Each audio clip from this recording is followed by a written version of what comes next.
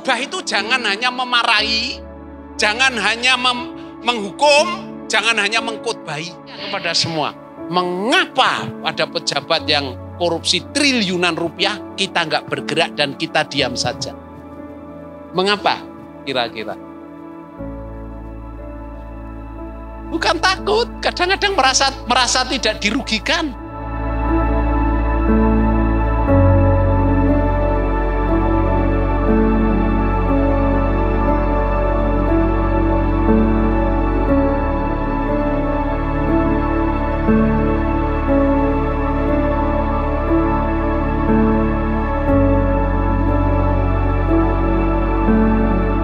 Pesertanya belum full ya, karena masih ada di gereja mungkin, atau udah sekarang baru masuk ke sini. Bapak Ibu, acara pada malam hari ini sudah jelas pikat yang kedua. Kemarin pikat yang pertama sudah dibawakan oleh Romo Wawan, begitu semangatnya, kemudian audiennya juga begitu semangat, tidak ada yang ngantuk ya. Mudah-mudahan apa yang telah disampaikan Romo Wawan kemarin bisa disosialisasikan pada diri sendiri, keluarga, dan kepada orang lain. Nah, Bapak Ibu yang kami hormati, pada malam hari ini juga kita akan memasuki yaitu pikat yang kedua. Dan saya juga mengucapkan terima kasih pada malam hari ini. Ternyata yang hadir terus mengalir dan mengalir. Mudah-mudahan nanti tepat pada waktunya kita akan segera dimulai. Nah, tidak lupa juga saya akan mengatakan terima kasih kepada Romo Haryat Moko yang sudah hadir di tengah-tengah kita. Selamat malam Romo Moko. Selamat malam. Terima kasih Romo. Ya, Bapak Ibu, masak ketupat sudah matang ya, diikat dua-dua, dibagikan tetangga. Selamat datang dan selamat datang di acara pikat yang kedua. Terima kasih. Saya tuh kalau gak menyampaikan pantun ada yang ngelirik saya. Pak Hirjan, kok pantunnya kemana? Wah, oke. Terima kasih sekali. Ya, yang masih ada di luar, Bapak Ibu, kami persilakan untuk menempati depan ini masih kosong. Jangan ada di belakang, ya, di depan ini masih kosong supaya tidak ngantuk. Dan memberikan sharingnya, apabila Bapak Ibu belum jelas, silahkan langsung bertanya. Ya, langsung bertanya. Jadi tidak harus selesai sharingnya seluruhnya, tidak. Jadi kita selalu komunikatif dengan Romo sehingga suasana hidup. Jadi jangan Romo terus yang ngomong kita diem, nanti ngantuk ya. Baik Bapak Ibu, kalau begitu Bapak Ibu akan saya ajak ke Wonogiri lewat Purwokerto. Mari kita berdiri berdoa dipimpin oleh Bapak Jawoto. Silakan Bapak Jawoto. Terima kasih Bapak Suwirjan, Bapak Ibu Romo, Bapak Ibu dan para saudara sekalian yang dikasihi Tuhan. Sebelum berdoa, marilah kita satukan hati. Ada pantun sedikit boleh ya Pak? Wah, iya biasalah. Nggak copy paste dari Pak Suwirjan. Dari Mampang ke Paroki Bintaro. Berangkatnya hujan rintik-rintik. Selamat datang Romo Haryat Moko di acara pikat yang siap memberikan materi etika publik. Terima kasih. Kita awali dalam tanda kemenangan kita, dalam nama Bapa dan Putra dan Roh Kudus. Amin.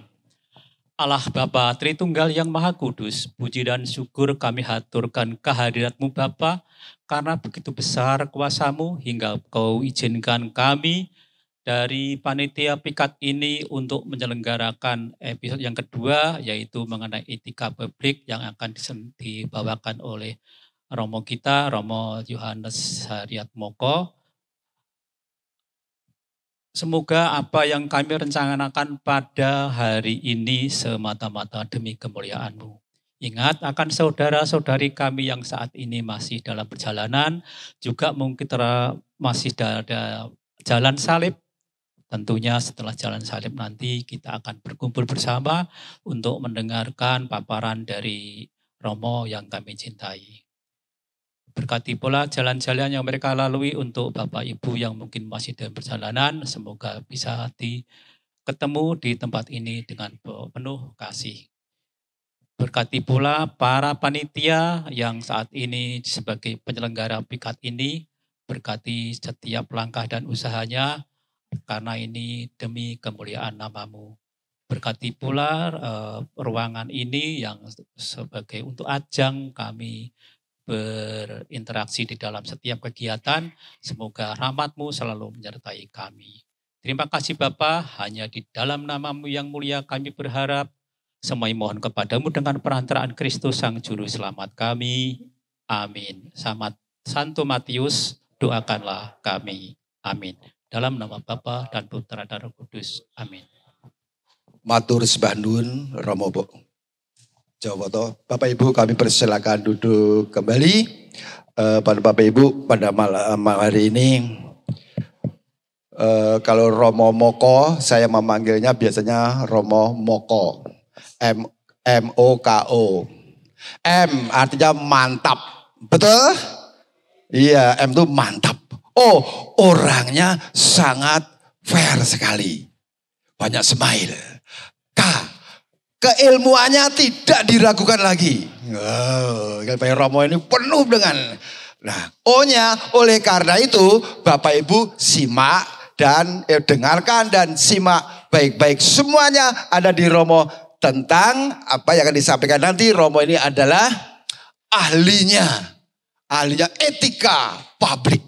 Bermacam-macam etika akan disampaikan oleh Romo nanti. Maka dari itu Bapak Ibu, buah pace jatuh ke tanah pasti kotor. Pak MC mundur diganti moderator. Pikat yang kedua, pertemuan kedua ini adalah tentang etika publik. Mungkin Bapak Ibu di rumah juga sudah membayangkan apa sih sebenarnya etika publik itu gitu ya. Sebelum kita melangkah ke sana, alangkah lebih baiknya kita mengenal sedikit seperti siapa sih Romo Haryatmoko yang akan memberikan kita pengetahuan tentang etika publik. Nama lengkapnya adalah Romo Johannes Haryatmoko. Beliau lahir di Jogja tanggal 9 Maret 1959. Aduh. Mohon maaf nih Romo.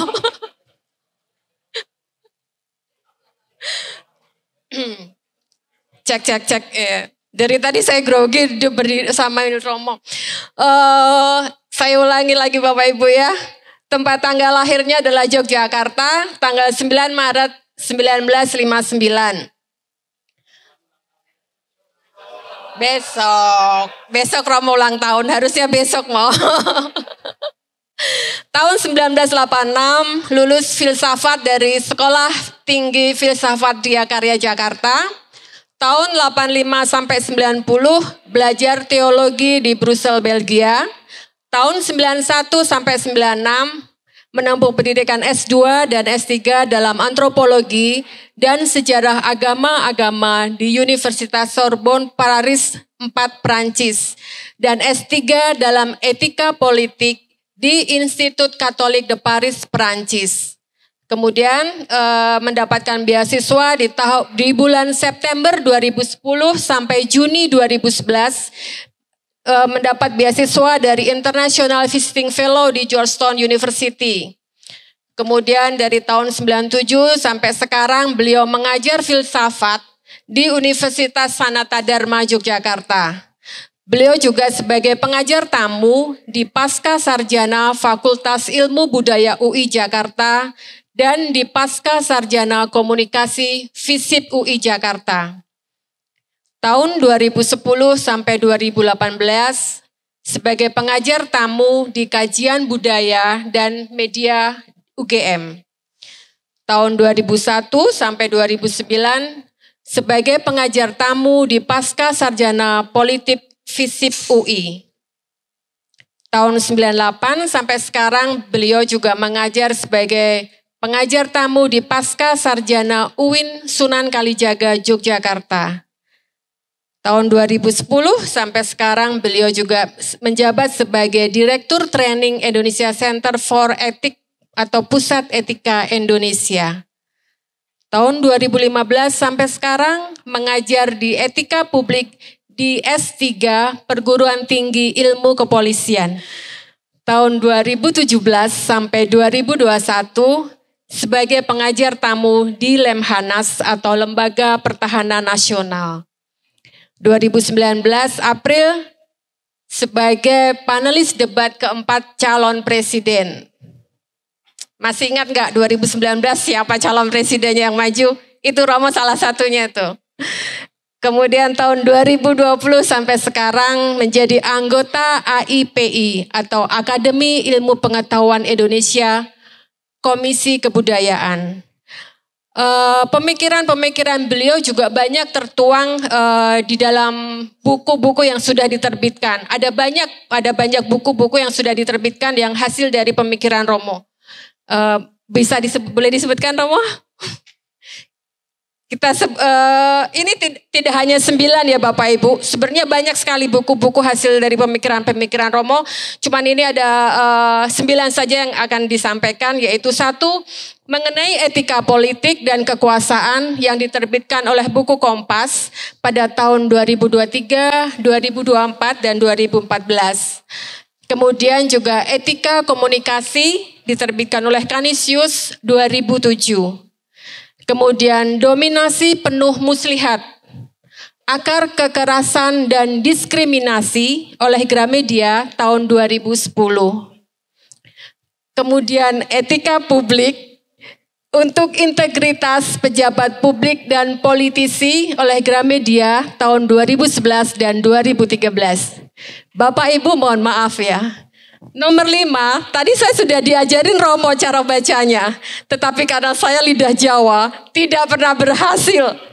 Jadi nanti Romo yang akan menyampaikan itu ya Romo ya. Terima kasih. Kemudian nomor 6 adalah membongkar rezim kepastian, pemikiran kritis poststrukturalis dari Canisius 2016. Kemudian buku yang ke-7, Critical Disclosure Analysis atau analisis wacana kritis, landasan teori, metodologi dan penerapan tahun 2016. Kemudian ada etika pendidikan, penerbit Andi 2018 dan jalan baru kepemimpinan dan pendidikan, jawaban atas tantangan disrupsi inovatif, Gramedia 2020 dan sudah merupakan cetakan yang keempat. Itu sekelumit tentang CV-nya Romo dan sekarang kita akan mengisi menambah pengetahuan kita tentang apakah itu etika publik, apakah itu ada hubungannya dengan pelayanan kita atau mungkin ada pemikiran kapan sih itu etika publik terlanggar. Selengkapnya kami persilakan Romo untuk menyampaikan. Silakan Romo. Selamat malam Bapak Ibu, Bruder, Romo, Suster yang saya cintai. Selamat malam. Saya akan mencoba kalau nanti di tengah perjalanan tidak jelas langsung tunjuk jari saja. Tidak apa-apa, saya tidak tersinggung kalau ada yang interupsi, kalau tidak jelas. Karena maksudnya di sini kan untuk menyampaikan apa itu etika publik. Karena ini saya ajar untuk polisi-polisi dan juga untuk Dewas KPK, ya ini saya pakai dan karena buku etika publik itu lalu saya diminta untuk menyusun kode etiknya KPU 2017 itu saya ikut menyusun dan juga revisi kode etik Polri juga itu. Ini asalnya dari buku ini sebetulnya, ya. Nah, kemudian saya harus ya, apa bedanya etika publik dan etika politik, ya. Kalau etika publik itu adalah dasar pertimbangan, pedoman untuk menentukan baik, buruk, benar, salah, tindakan atau keputusan untuk mengarahkan kebijakan publik. istilah etika publik ini baru populer akhir tahun 80-an. Sebelumnya banyak dipelajari di jurusan pemerintahan yang namanya etika pemerintahan. Kalau etika pemerintahan, orientasinya adalah kekuasaan. Sedangkan kalau etika publik, orientasinya adalah pelayanan publik. Bedanya itu sebetulnya. Dan di negara-negara maju, baru akhir tahun 80-an mulai dipopulerkan etika publik. Supaya apa? Adanya pemerintah itu dalam rangka untuk melayani kebutuhan publik. Begitu loh. Ini pentingnya mengapa disebut etika publik. Dulu banyak populer digunakan istilah etika pemerintahan. Sedangkan etika politik itu adalah hidup baik bersama dan untuk orang lain dalam rangka memperluas kebebasan dan membangun institusi-institusi yang adil. Jadi kalau negara semakin hari membuat kita semakin tidak bebas, itu berarti melanggar etika politik. Kalau negara membuat kesempatan semakin hari semakin sempit dan ada diskriminasi, berarti itu melanggar etika politik. Kalau pemerintah membuat keputusan-keputusan yang melanggar UUD dan melanggar kepentingan publik, berarti itu melanggar etika politik. Ya, nanti saya akan membedakan etika tidak sama dengan etiket. Ya, itu. Disitulah nanti menjadi penting. Maka sebetulnya etika publik ini dibuat supaya apa? Supaya pemerintah menjadi lebih responsif terhadap pelayanan publik, terhadap kebutuhan-kebutuhan masyarakat. Maka harusnya kita itu kritis dan mengevaluasi mulai dari BPJS, layanan rumah sakit daerah, di kelurahan, bukannya mereka yang malah mendikte kita gitu loh. Pelayanan publik itu harus pelayanannya seperti ini. Mengapa saya dipersulit?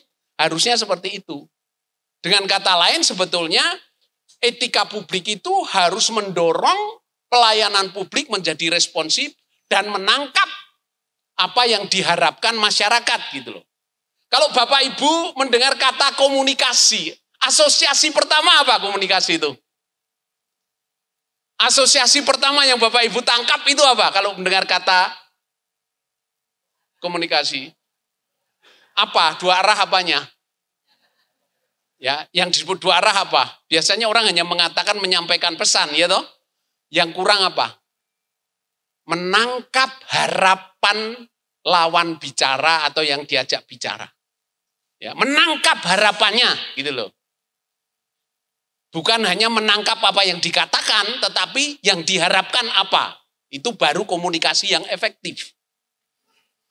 Itu kan ada seorang ibu, ulang tahun yang ke-40, biasanya nggak menemani suaminya sarapan, karena ulang tahun menemani suami sarapan. Lalu cerita ke suaminya, "Pak, tadi malam saya mimpi aneh." "Aneh apa?" "Nggak tahu, ada orang datang kok memberi saya kalung Tiffany, Pak." "Apa ya Pak artinya?" Gitu. Nah, suaminya langsung, "Kamu akan tahu kalau nanti saya pulang kerja." Merasa suaminya menangkap apa yang diharapkan, ibu ini sepanjang hari kerja nyanyi-nyanyi terus. Nggak biasa bersiul. Sore biasanya suami sudah sampai rumah 4:30. Ini belum, malah seneng dia. Wah, berarti mampir ke mall dulu. Benar, sampai rumah 5:30. Dilihat dari jauh bawa bungkusan. Waduh, biasanya nggak dijemput di depan rumah, dijemput di depan rumah. Dipeluk pakai bahasa Inggris lagi, "My honey," gitu. Langsung suaminya senang, dikasih, "Nih, kamu akan tahu apa arti mimpimu." Bungkusannya dibuka, ternyata isinya apa? Isinya buku, judulnya Cara Menafsirkan Mimpi.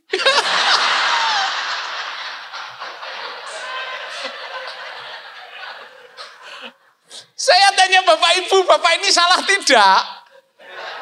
Enggak, kok diketawain, enggak salah. Bapak ini menangkap apa yang dikatakan istrinya, tapi tidak menangkap apa yang diharapkan istrinya.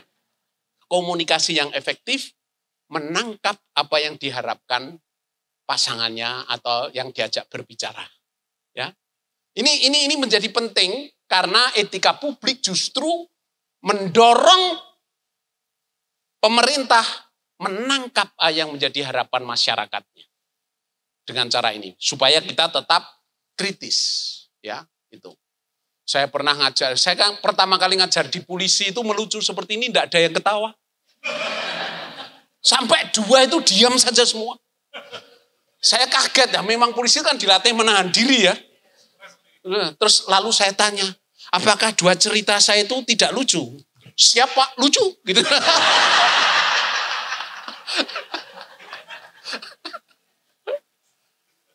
Ya ini bedanya etika politik dan etika publik. Saya hanya akan membahas etika publik.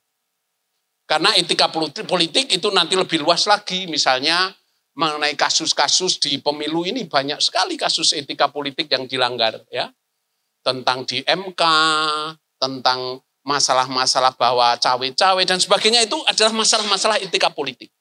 Tetapi etika politik bukan etiket, ya, lain. Etika publik yang terpenting adalah nomor 2, modalitasnya. Apa yang dimaksud modalitas? Yang dimaksud modalitas itu cara, sarana, fasilitas, peraturan, sistem itu adalah modalitas. Maka kalau tidak sesuai dengan etika publik yang diubah perilakunya apa? Kalau mengubah itu jangan hanya memarahi, jangan hanya menghukum, jangan hanya mengkhotbahi. Kalau saya punya mahasiswa, nyuntek, HP dikumpulkan masih bisa nyuntek, duduk dibuat jarang-jarang masih bisa nyuntek, saya nggak akan marah, saya nggak akan menghukum, saya nggak akan mengkhotbahi. Saya hanya bilang apa? Semester depan ujian lisan.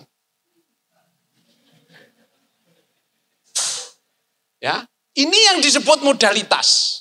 Mengubah perilaku dengan mengubah peraturan. Dengan mengubah sistem.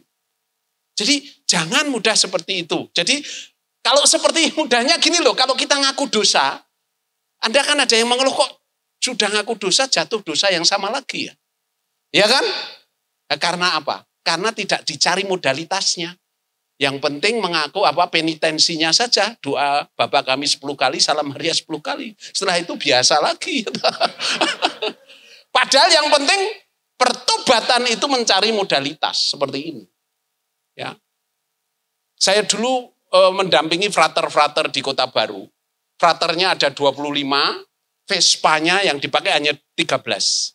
Maka kalau pakai Vespanya menulis frater siapa, Vespa nomor berapa, dari jam berapa sampai jam berapa. Peraturan itu membuat apa? Kalau Vespanya rusak, didiamkan, pinjam yang masih beres. Begitu selalu.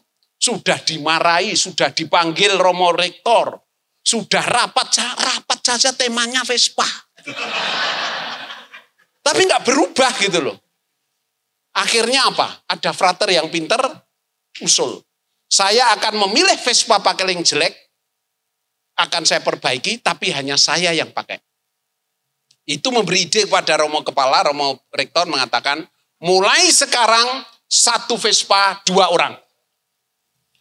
Sejak itu beres, ya. Karena apa? Sistem kepemilikan diubah, perilaku berubah. Karena sense of belonging itu membuat orang berubah. Ya, bahkan ada yang dicat merah kayak Ferrari segala itu. Artinya apa? Sistemnya diubah, perilaku berubah. Jadi mengubah perilaku jangan hanya marah.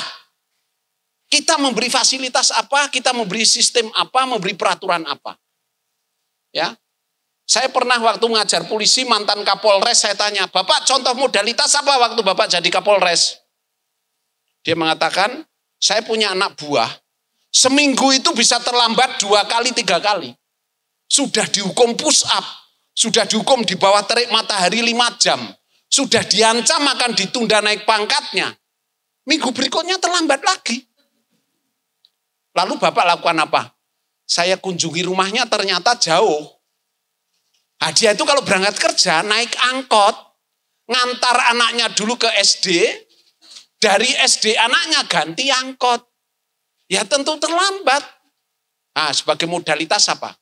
Saya bilang ke dia, ambil kredit sepeda motor. Saya bayar DP-nya, kamu angsurannya. Sejak itu nggak pernah terlambat lagi. ambil kredit sepeda motor itu namanya modalitas. Jelas ya? Jadi etika publik yang penting adalah menemukan modalitas itu dalam pelayanan masyarakat, ya, supaya tidak menghindari lebih banyak menghindari korupsi. E-budgeting yang dulu dikenalkan Ahok itu ada masih korupsi, tetapi agak direlativisir. Tapi setelah itu dihapus ya kembali lagi. Tilang elektronik ini juga merupakan upaya supaya menghindari banyak pungli-pungli. Ya, ini namanya modalitas. Nah, etika publik adalah mencari modalitas untuk pemecahan masalah itu. Jelas ya di sini? Karena saya memberi pelatihan hakim-hakim tentang ini juga, hakim-hakim tinggi. Biasanya awal itu ada resistensi. Pak, di agama kami kan sudah diberi diajari etika. Bedanya tidak digarisbawahi tentang modalitas. Itu hanya rumusan norma. Ya. Saling mencintai itu kan rumusan norma toh. Prakteknya seperti apa, modalitasnya apa enggak disebutkan kan? Nah, etika publik mengejar sampai modalitasnya. Begitu. Jelas ya ini tekanan pada etika publik. Jadi mencari modalitasnya. Jadi kalau ada pelanggaran, ada yang tidak jujur dan sebagainya itu, jangan hanya dimarahi dan jangan dipecat, tapi apa modalitas yang kita gunakan untuk itu. Ya, meskipun itu juga masalah-masalah habitus. Oke, saya akan fokusnya ke etika publik.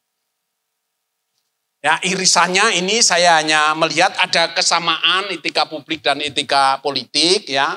Lebih-lebih yang kaitannya dengan legitimitas. Ya, untuk menguji, mengkritisi, ya, itu bisa sama. Untuk bagaimana sistem mau ditolak atau diterima. Kita setuju enggak misalnya dengan makan siang gratis misalnya seperti itu. Itu berapa triliun loh. Seandainya makan siang gratis itu dialihkan kepada untuk beasiswa, ya itu luar biasa. Beasiswa khusus anak keluarga yang miskin misalnya.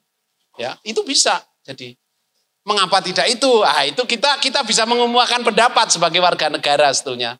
Bukannya mengkritisi bahwa itu salah, tapi mengapa tidak ada alternatif yang lebih baik dan lebih efektif untuk membantu kesejahteraan masyarakat misalnya. Atau diberikan kepada mahasiswa pinjaman lunak, pinjaman tanpa bunga untuk mereka yang tidak bisa membayar kuliah misalnya. Nanti dikembalikan waktu mereka sudah dapat pekerjaan misalnya itu.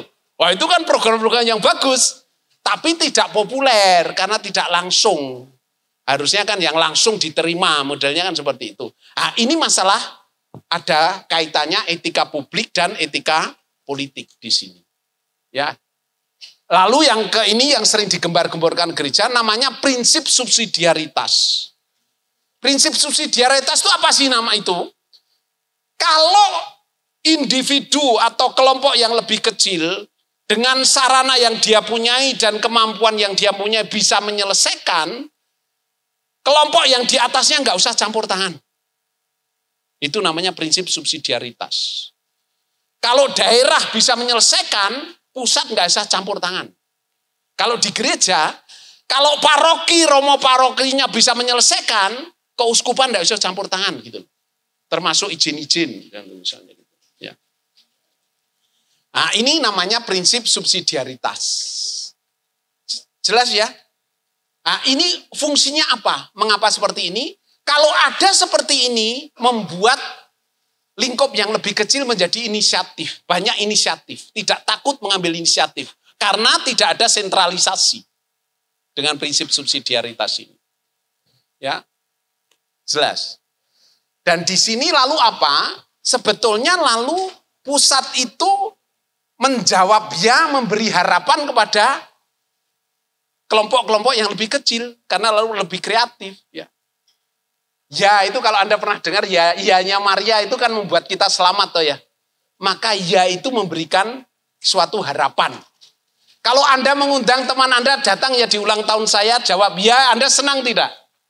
Senang kan? Ya itu memberi rasa senang, memberi harapan. Juga di dalam pelayanan publik kalau bisa memberikan ya kepada masyarakat itu menyenangkan. Itu kan pernah ada seorang duda usianya sudah 82 tahun. Sering ngobrol dengan ibu-ibu yang ternyata sudah janda. 75 tahun. Nah, karena merasa cocok, bapak ini apa? Langsung nggak bisa mengendalikan diri ngomong apa? Mau nggak kamu menikah dengan saya? Nah, ibu ini karena sudah 5 tahun menjanda langsung jawab, oh iya gitu. Nah, bapak ini langsung malamnya tidur nyenyak sekali. Waktu bangun, bingung. Nah, cucunya menyuruhnya sarapan, oh Pak kok nggak sarapan, saya bingung. Kenapa? Kemarin teman saya jawab ya atau tidak. Nah, daripada nggak sarapan ya ditelepon aja toh Pak. Pagi-pagi itu apa-apaan terus ya nggak apa-apa daripada nggak sarapan. Akhirnya telepon ibu itu, selamat pagi, bener korek. Kok tumben pagi-pagi telepon? Iya saya malu. Nggak apa-apa, ada apa? Kemarin kan saya nanya kamu, saya ajak menikah, kamu jawabnya ya atau tidak, saya lupa.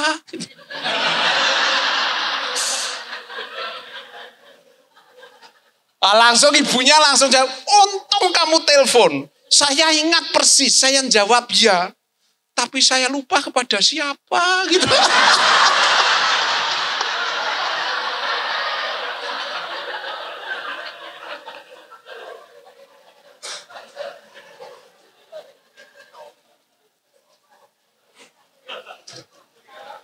Jangan ikut-ikutan pejabat, etika tidak sama dengan etiket. Ya, hanya etiket itu satu langkah menuju ke etika. Etiket itu hanya sopan santun. Etiket itu adalah ungkapan rasa hormat kepada orang lain, itu etiket. Ya, ungkapan rasa hormat pada orang lain. Tetapi itu belum masuk pada nilai etika. Ya. Etiket itu hanya menghubungkan antara perasaan dan pikiran. Ya, itu yang terungkap dalam rasa hormat pada orang lain. Sopan santun, tata krama dan sebagainya itu adalah etiket. Dan itu mengkondisikan, mendorong kita untuk berlaku etika.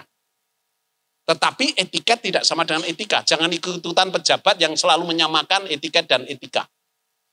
Saya minta maaf kalau ini ada yang PNS, saya diminta untuk membuat modul pelatihan literasi digital untuk PNS seluruh Indonesia yang dilatihkan. Saya nggak tahu apakah sudah ada yang di semua kementerian. Nah itu saya membuat ini, pembedaan ini. Nah etika bedanya dengan etiket apa? Etika itu ada pertanyaan, apa tanggung jawab moral saya terhadap pihak lain ketika saya membuat suatu tindakan atau kebijakan atau keputusan. Ya, ini masalah etika, bukan lagi hanya etiket. Apa batas tanggung jawab saya dan sikap saya dalam tindakan saya? Ya, kalau sebagai pejabat atau politisi memberi janji-janji yang sebetulnya dia tidak akan mampu memenuhi, apakah itu sesuai etika? Tidak sesuai etika. Ya. Janji kampanye itu. Pernah Anda dengar tuh seorang politisi meninggal, mati, waktu mau masuk surga dicegat oleh malaikat. Jangan masuk dulu, kamu bisa punya 2 pilihan. Kamu kan senang suka-suka waktu jadi politisi kan, pesta-pesta segala tuh. Di surga nggak akan ada seperti itu. Tapi kamu boleh mencoba dulu. 3 hari di surga, setelah itu 3 hari di neraka. Boleh malaikat, nyoba di surga. Ternyata apa? Tenang sekali. Orang hanya diem pada doa dan sebagainya. Membosankan di surga. Langsung bilang ke malaikat, saya boleh nyoba di neraka? Silakan. Di neraka 3 hari senang sekali. Di sana yang ada hanya pesta, makan enak. Ya toh. Dan banyak gadis-gadis cantik. Wah, sudah pokoknya nyanyi karaoke dan sebagainya itu. Setelah 3 hari dia balik ke surga bilang ke malaikat, saya akhirnya milih neraka aja. Oh ya terserah. Tapi kalau sudah milih nggak boleh kembali loh ya. Oh enggak apa-apa malaikat, saya seneng kok. Oh ya sudah. Ya udah selamat jalan. Dia ke neraka. Ternyata setelah kembali di neraka apa yang terjadi? Bentrokan, rame, selalu pukul-pukulan, konflik, panas lagi. Dan nggak ada pesta itu nggak ada lagi. Akhirnya kan dia protes sama yang pemimpinnya neraka, kok sekarang seperti ini? Dulu pesta-pesta enak, kok sekarang seperti ini? Nah, kamu nggak tahu waktu itu pas kampanye.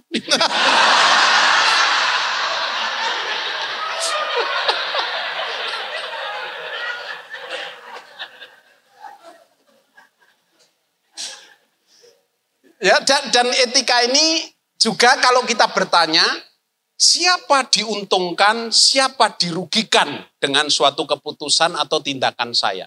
Ini pertanyaan etis, ini bukan sekedar etiket. Ya. Kalau saya ngambil keputusan, saya bertindak sesuatu, kita bertanya siapa diuntungkan, siapa dirugikan. Ini masalah etika.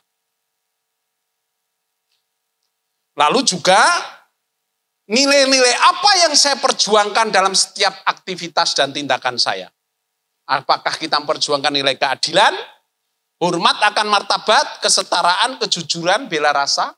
Ini masalah etika, bukan hanya masalah etiket. Jelas ya pembedaan etika dan etiket yang kita lihat dengan ini, cara ini. Etika itu membantu kita menjadi lebih bijaksana dalam tindakan-tindakan dan dalam berbicara dan bersikap juga. Ya. Anda pernah dengar cerita Gandhi waktu Gandhi kuliah di London, kuliah hukum. Gandhi itu ada dosen yang rasis, tidak suka dengan orang Asia. Maka dia ingin mempermalukan Gandhi di depan murid-muridnya. Lalu dia mengatakan mahasiswanya, Gandhi, kalau di depanmu disodorkan 1 kantong uang dan 1 kantong kebijaksanaan, apa yang kamu pilih? Oh, Gandhi dengan cepat, ya tentu saja kantong uang. Dosennya langsung mengejek, itulah kamu mata duitan. Kalau yang saya ambil kantong kebijaksanaan. Gandhi dengan tenang menjawab, iya memang, biasanya orang mengambil apa yang dia tidak punya.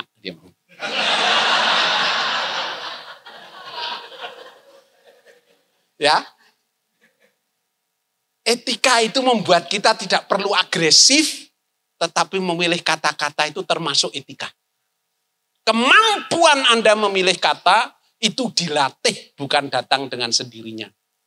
Maka kalau Anda kenal teman yang ketus, mau dimarahi kayak apa nggak akan berubah. Karena itu habitus. Ya, ketus itu ya karena itu. Mungkin waktu dimarahi aja berubah, tapi nanti balik lagi. Karena ini masalah habitus, ketus itu. Maka memilih kata itu adalah bagian dari etika, bukan lagi hanya etiket. Karena di sana mempunyai implikasi bagi orang lain. Bisa menguntungkan dan merugikan orang lain. Itu ya, masalah-masalah seperti ini. Ya. Itu kalau dalam komunikasi ada namanya strategi bahasa. Seperti Gandhi itu namanya strategi subversif. Ketika dia dipojokkan, bisa kembali memojokkan yang lain tanpa dengan agresivitas. Cowok kalau lihat cewek cantik kan biasa sok kenal kan. Nyalami cewek cantik. Mbak, kita pernah ketemu kan ya? Untung ceweknya nggak terintimidasi melihat wajahnya. Oh iya, saya pernah ketemu. Saya ingat itu. Dia berapi-api. Di mana ya Mbak? Masa nggak ingat Mas? Saya kan dulu kerja sebagai resepsionis di klinik penyakit kelamin gitu.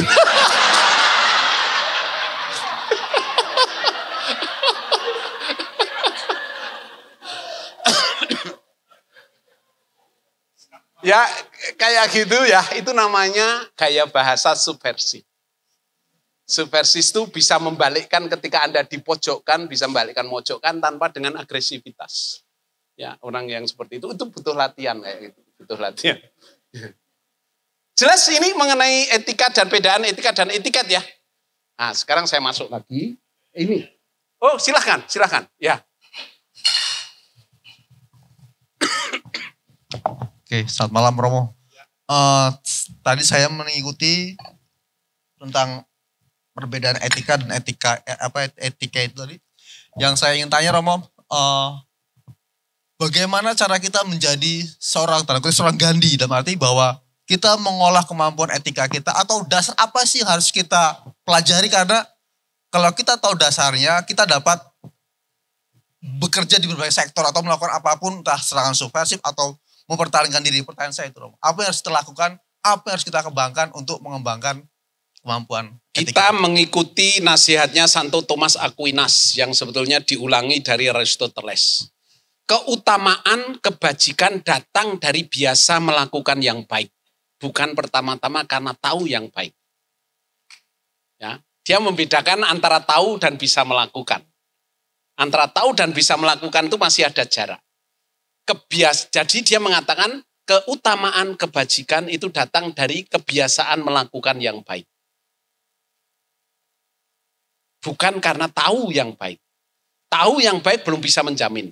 Itu yang nanti kita bahas kalau dalam lapisan budaya itu tahu itu baru artefak yang lapisan paling atas. Belum sampai nilai dan belum sampai suatu ideal dari wujud ideal dari kehidupan. Jadi membiasakan diri, menemukan lingkungan yang kondusif, ya, dan mempunyai hiburan-hiburan yang sehat. Biasanya arahnya ke sana. Tentu saja contoh-contoh santo santa, askese, mati raga dan sebagainya itu penting di situ. Jadinya, ya itu masuk di dalam kerangka itu. Jadi pembiasaan melakukan yang baik itu yang biasanya menjadi bentengnya.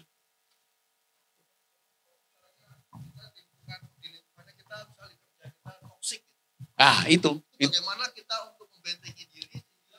Itu yang namanya gini Pak.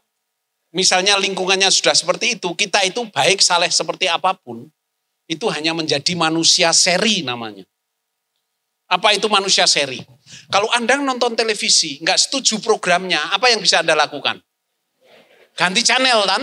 Atau dimatikan kan? Program jalan terus. Anda manusia seri. Anda jujur, Anda baik di kantor, nggak bisa apa-apa. Paling malah terpental bisa itu. Acaranya keluar gimana? Keluar rumah, tanya tetangga, kamu tadi nonton acara itu enggak? Nonton, seneng enggak? Enggak. Tanya tetangga sana kamu, saya tanya tetangga sini. Tanya-tanya kumpul 50 orang. Nyewa Metro Mini, datang ke studio, bawa batu, baru mengubah. Ya ini karikatural, tapi saya mengatakan untuk keluar dari manusia seri adalah menjadi well organized. Anda harus punya teman, punya organisasi, dan ada protektor di atas untuk bisa mengubah sesuatu. Ya, sistem dengan ada protektornya, pimpinan juga harus ada. Karena kalau enggak, kita bisa terpental. Dan juga Anda tahu ya mengenai konsumerisme, orang suka apa itu yang mendorong, salah satu pendorong korupsi itu kan konsumerisme. Ya, kita harus punya komunitas yang tidak suka pamer-pamer itu loh. Arisan nanti ya kalau enggak pakai tas Hermes malu ya toh. Padahal nggak punya lalu nyewa sehari 5 juta. Rugi ya. Jadi lingkungan juga mempengaruhi gaya hidup kita loh. Lingkungan mempengaruhi gaya hidup kita. Kita itu sadar nggak sadar selalu ingin dalam bahasa Inggrisnya itu distinction. Membedakan diri dari yang lain untuk menempatkan diri di kelas atasnya gitu. Anda pertama kali misalnya liburan ke Eropa, pulang nggak ada yang nanya, gitu. Padahal pengen pamer nggak ada yang nanya. Ya. Caranya apa caranya? Lalu pura-pura nanya temennya. Kemarin kamu liburan di mana? Temennya bilang ke Bali, berapa hari? 5 hari, seneng nggak? Enggak, kenapa? Habis di Bali hujan terus setiap hari. Sama, aku juga hujan terus, tapi hujan salju. Ya, distinction itu loh, membedakan diri, itu sering kita nggak sadar, itu membuat kita hidup kita mudah bersaing gitu loh. Ya, jangan, kalau punya komunitas yang sederhana ya, hidup itu menenangkan, kita nggak datang itu nggak merasa terancam, ya, tidak selalu pamer dan tidak saing-saingan gitu loh. Anda tahu nggak kalau orang bersaing itu yang tidak masuk akal pun dilakukan loh. Ya benar, nggak punya pun berani pinjam-pinjol itu loh. Ya, kalau nggak itu ya nggak masuk akal, atau pergi ke dukun juga bisa itu saing itu ya. Itu kan ada 2 ibu yang bersaing, masing-masing punya anjing, membanggakan anjingnya. Tahu nggak anjing saya hebat? Apa hebatnya? Kalau pagi sudah di depan rumah menunggu tukang koran. Begitu tukang korannya datang, korannya diambil anjing saya bawa ke saya. Ibu yang satunya nggak mau kalah. Saya tahu dari mana? Anjing saya yang cerita.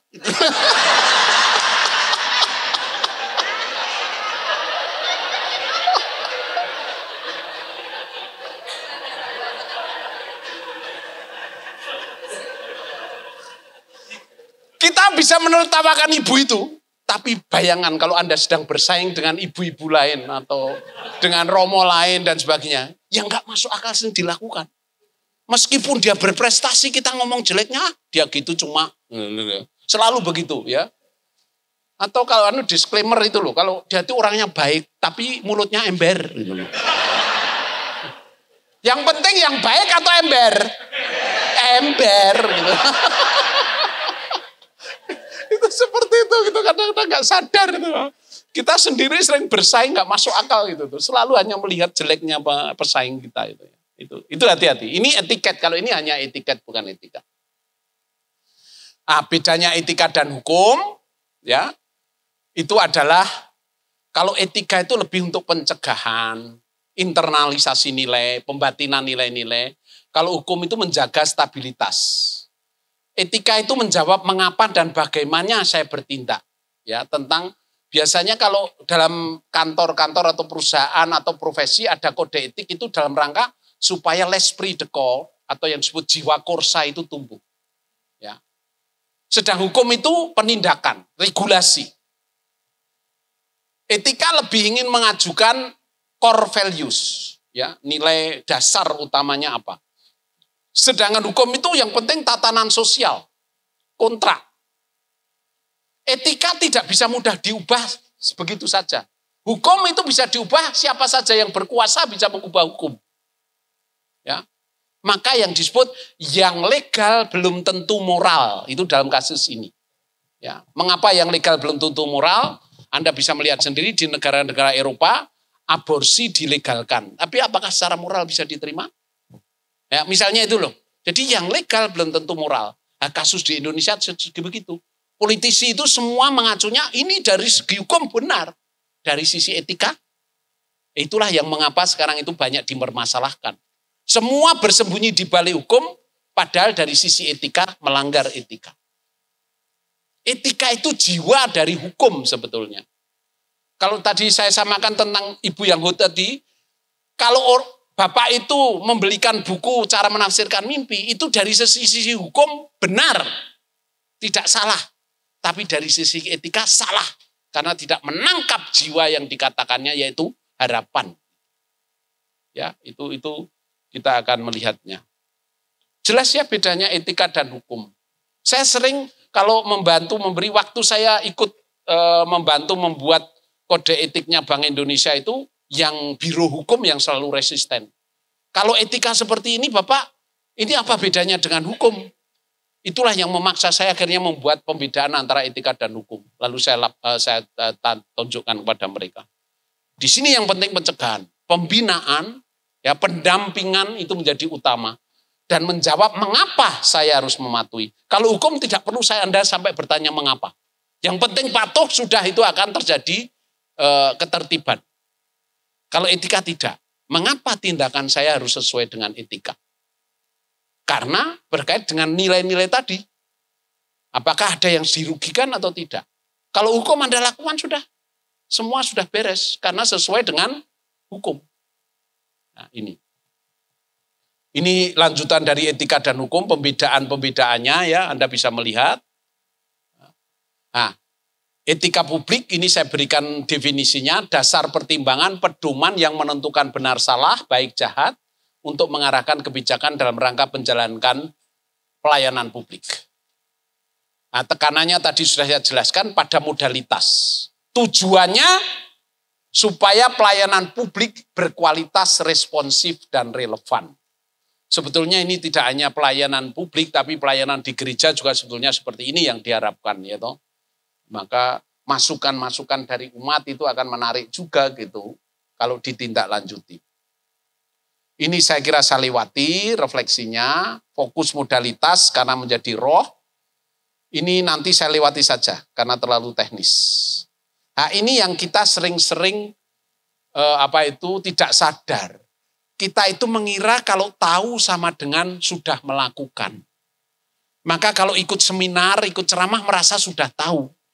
Dan sudah merasa melakukan, padahal belum. Ya, ini yang bagi kita harus, antara tahu dan bisa melakukan itu masih ada jarak. Dan jarak itu yang harus dilakukan pelatihan-pelatihannya.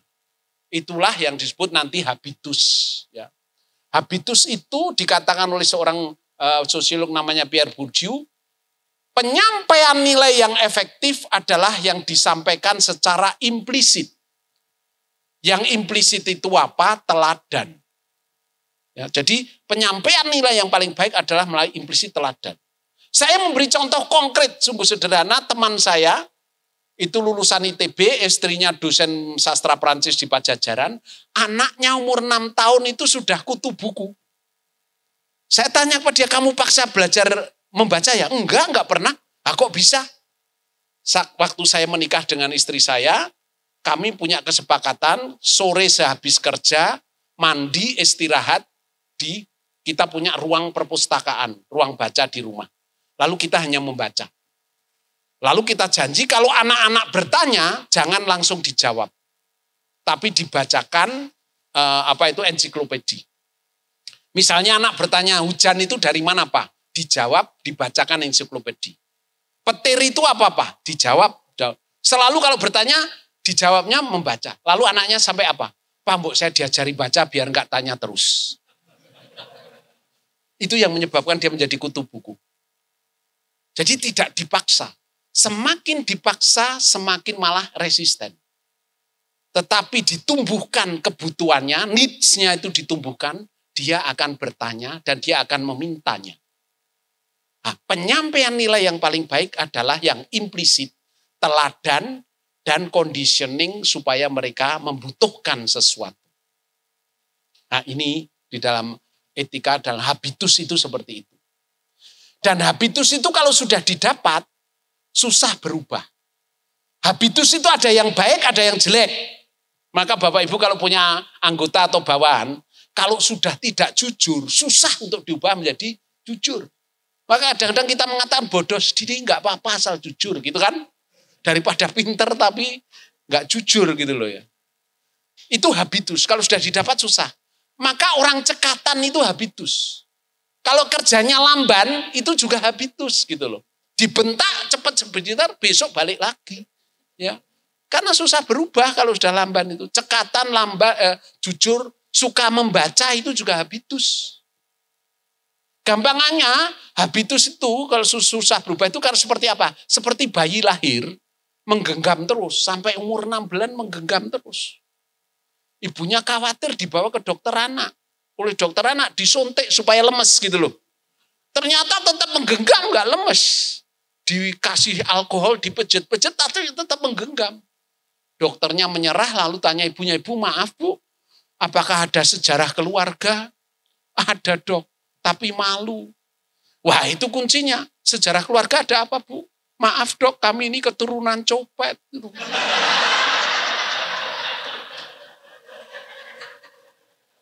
Oh mbok ya bilang tadi nggak perlu saya suntik dia bilang. Langsung apa dokternya ngambil dompet. Dompetnya dikopat-kapitkan depan bayinya. Tahu nggak? Disaut sama bayinya. Karena disaut tangannya terbuka. Dari tangannya apa ternyata? Dari genggamannya jatuh cincin. Ternyata dia menggenggam cincin. Diambil sama dokternya dibaca. Loh ini kok cincinnya ada tulisannya Hartono, ini siapa bu? Oh, maaf dok, itu dokter kandungan saya.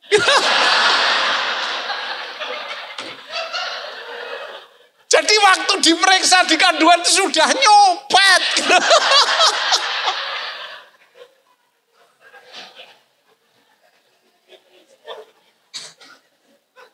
Ya jadi saya hanya mengatakan apa? Kalau kita sudah punya sikap, punya kecenderungan yang disebut habitus itu ya, susah mengubahnya. Yang mudah mengubah habitus itu adalah asrama. Asrama itu mudah mengubah habitus. Ya, kalau orang di asrama yang tadinya, saya itu kalau nggak di asrama mungkin nggak suka baca. Baru setelah di asrama seminari itu saya suka baca. Karena diwajibkan meskipun nggak ujian harus baca dan buat laporan dan sebagainya. Tentara polisi itu di asrama mereka berubah menjadi disiplin ya. Selalu sampai bisa menahan diri dibuat lelucon aja nggak ketawa. Siapa? Lucu.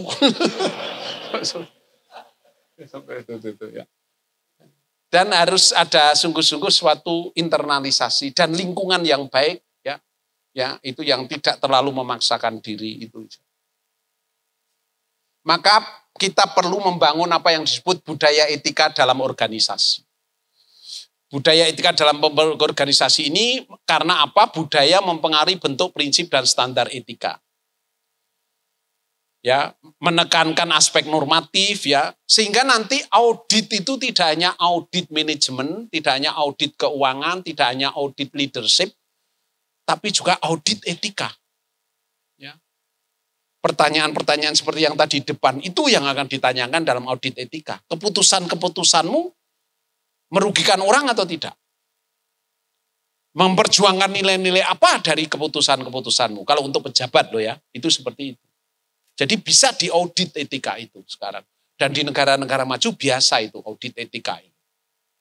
Ya, dilihat seperti itu. Sampai sini dulu apakah ada pertanyaan? Silahkan. Atau tidak setuju nggak apa-apa. Biasanya dosen lebih tahu. Ya, Bu.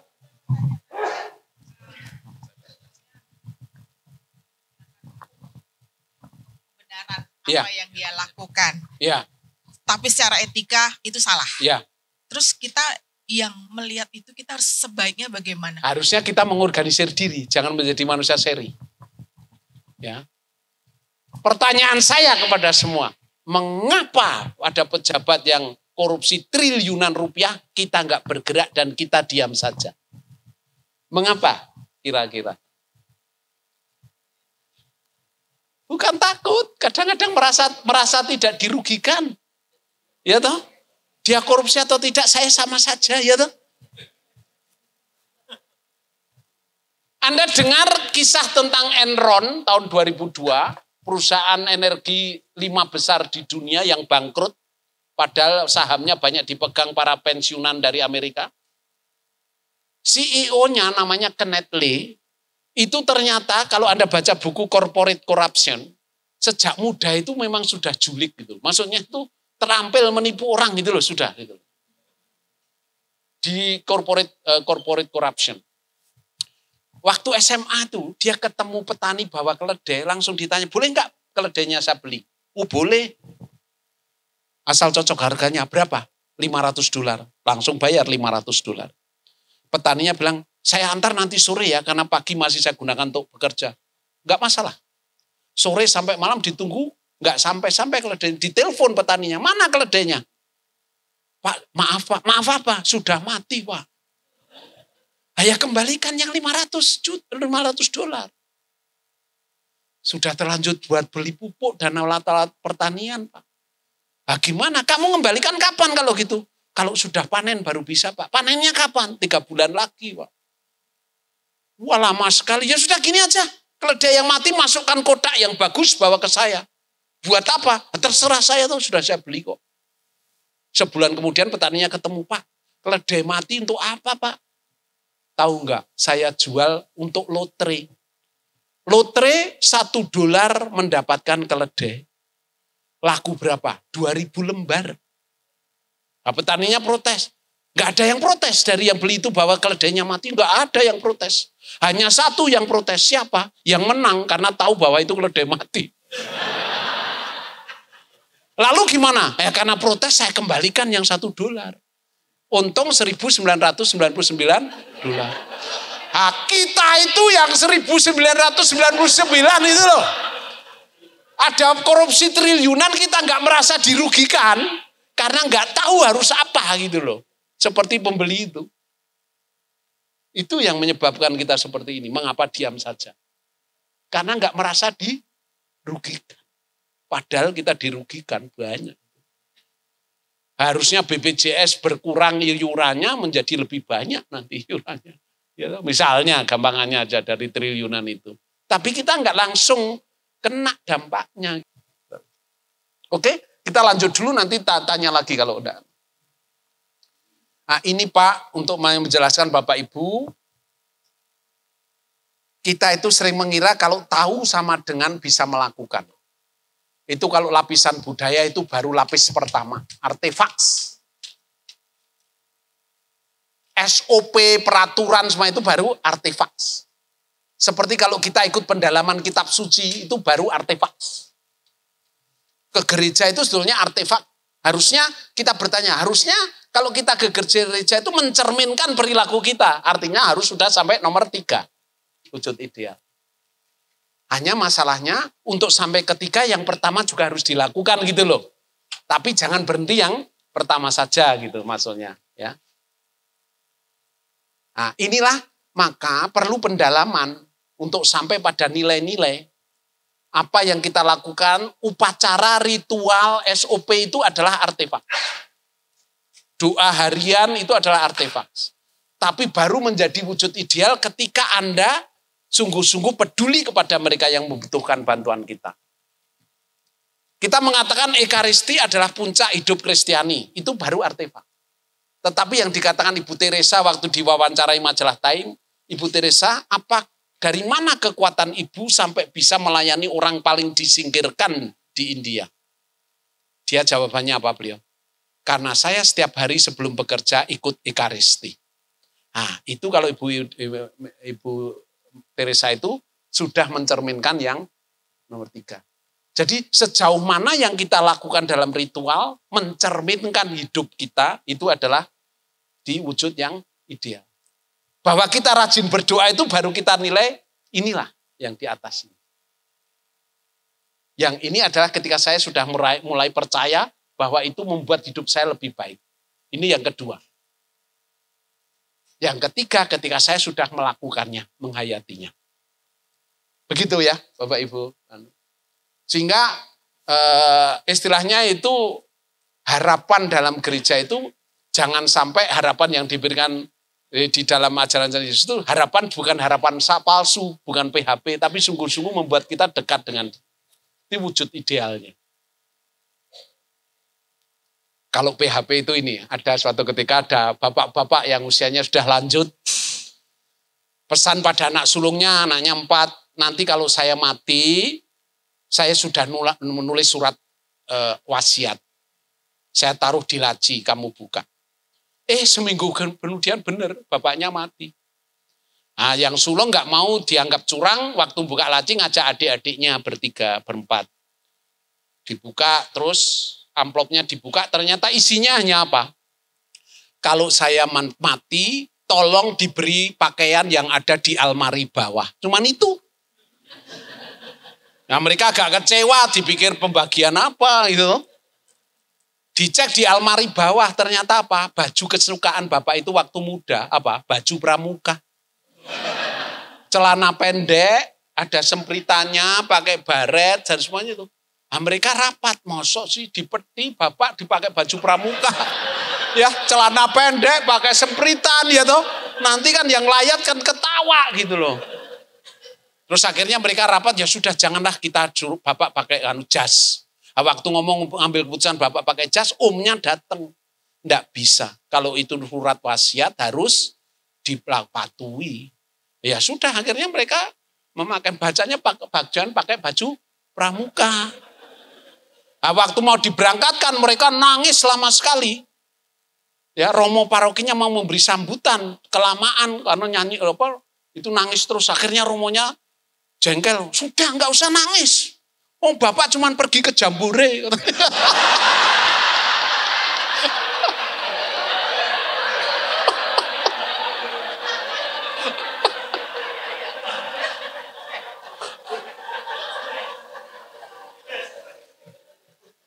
Ya, maksudnya gini, saya hanya mengatakan pada Anda, kalau suatu etika itu sungguh-sungguh menjadi harapan yang sesungguhnya bagi kita, harus sampai pada wujud ideal. Artinya yang kita lakukan mencerminkan perilaku kita. Dan perilaku kita semakin menyuburkan praktek-praktek hidup kita. Ya. Artinya doa mendorong kita berbuat baik, perbuatan baik kita menyuburkan doa-doa kita, memperindah doa-doa kita. Harusnya begitu idealnya. Jelas ya? Wait, kenapa ini tadi? Oke. Nah, ini yang saya jelaskan masing-masing apa itu artefak ya. Semua laporan cerita heroik, ritus, semua upacara, SOP ya, simbol-simbol budaya. Kalau kita mengatakan budaya adalah tarian, budaya adalah lukisan, budaya adalah Candi Borobudur, itu kita baru menyebut artefak. Tapi ketika mengatakan budaya adalah toleransi, budaya adalah mudah membantu orang, nah itu sudah sampai pada nilai. Ya. Dan ketika itu dihayati sudah sampai pada asumsi yang mendasari atau wujud ideal. Ya, jadi jangan kita tertipu diri kita sendiri seakan-akan kalau sudah melakukan upacara ritual sudah sama dengan menghayati agama. Cuman itu aja. Udah. Untuk etika. Nah, etika publik masuk ke etika sosial, bukan hanya etika individual. Karena di situ menyangkut tanggung jawab, kewajiban, hukum politik, dan sebagainya. Etika publik masuk ke ranah itu. Sampai sini dulu apakah ada pertanyaan, satu atau dua orang? Silakan. Ya, ini ada.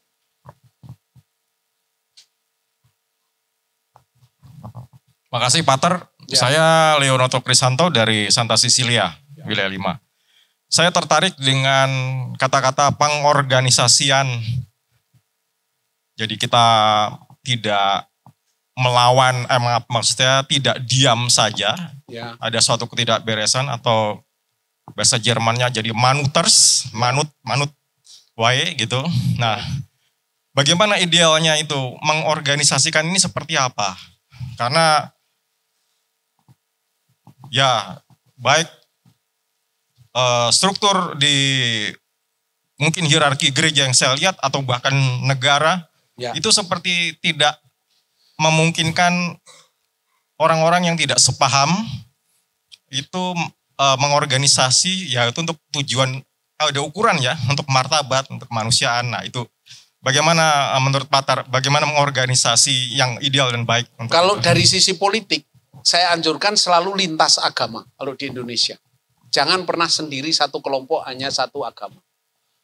Hanya satu agama itu sudah memberi modal, kita mudah mengorganisir karena kita mempunyai struktur yang jelas. Tapi harus kerjasama dengan pihak-pihak agama lain. Maka kita mengorganisir jangan hanya kalau butuh gitu.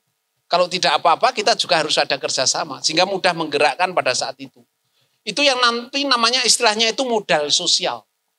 Modal sosial itu adalah jaringan, kenalan, koneksi, itu modal sosial. Maka mengorganisir diri baru menjadi efektif kalau sungguh-sungguh kita memiliki modal sosial itu. Ya.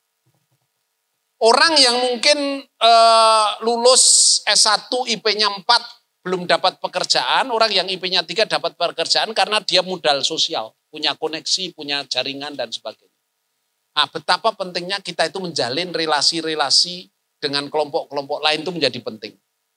Ya, saya sejak lulus itu saya langsung diundang mengajar di Universitas Islam Negeri Jogja ya, Sunan Kalijogo. Sehingga jalinan dengan mereka mudah sekali bagi saya. Mudah sekali. Dari kelompok Muhammadiyah, NU itu saya sering diundang. Ya, sering diundang. Bahkan waktu hari-hari menjelang Muktamar Muhammadiyah, saya diminta untuk bicara di Surakarta itu waktu itu. Jadi kalau kita punya, istilahnya gampangnya gini loh, untuk bisa kerjasama kita harus percaya diri kita memiliki modal apa. Modal itu bisa ekonomi, bisa sosial, bisa budaya, bisa simbolik.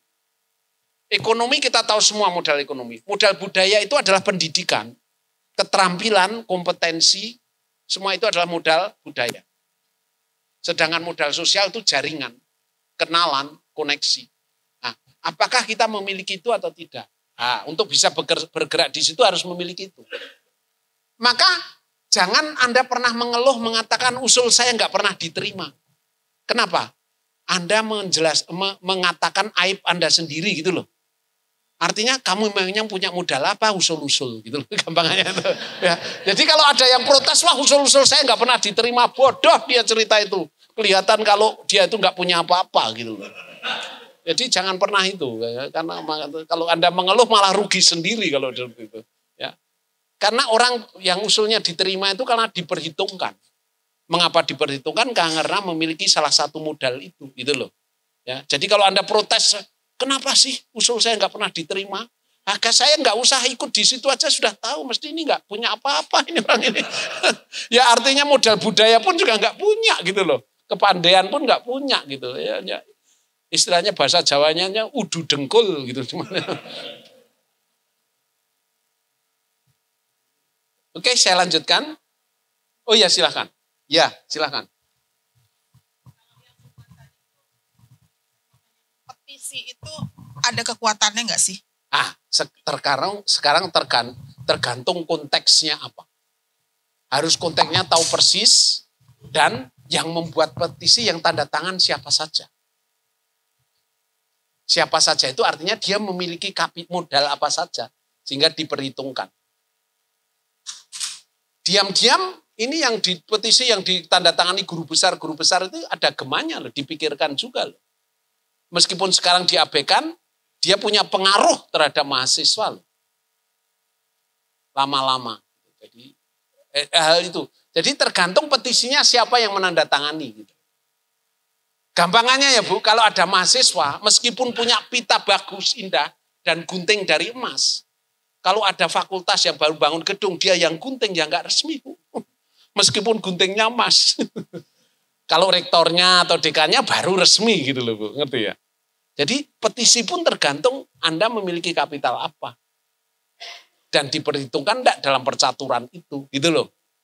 Nah itu yang tidak mudah adalah mencari orang-orang yang seperti itu. Nah ini etika publik itu dimensinya 3. Yaitu integritas, akuntabilitas, transparansi, netralitas. Dan itu tujuannya. Yang disebut paling penting adalah yang modalitas ini. Ya. Sistemnya yang itu yang paling penting di situ. Transparansi tentu saja di situ ada kejujuran, ya, keterus terangan. Ya. Kan pernah itu Romo Paroki itu tahu bahwa rumah tidak jauh dari gereja itu ada pemuda yang orang Katolik tapi nggak pernah ke gereja. Nah, pas hari Natal, dia melihat anak ini ke gereja gitu, anak muda ini. Nah, Romonya pas khotbah tentang apa? Menjadi Katolik berarti menjadi tentara Kristus. Wah, sampai itu bersemangat sekali. Waktu selesai misa, Romonya sengaja persis di depan pintu anak itu duduk. Nah, anaknya keluar, anak muda itu gak pernah ke gereja itu disalami Romonya. Kamu masih Katolik toh? Oh masih Romo. Tentara Kristus. Romonya jengkel marah. Tentara Kristus. Gak pernah ke gereja, ngaku tentara Kristus. Lu Romo, saya bagian intel, gak boleh kelihatan.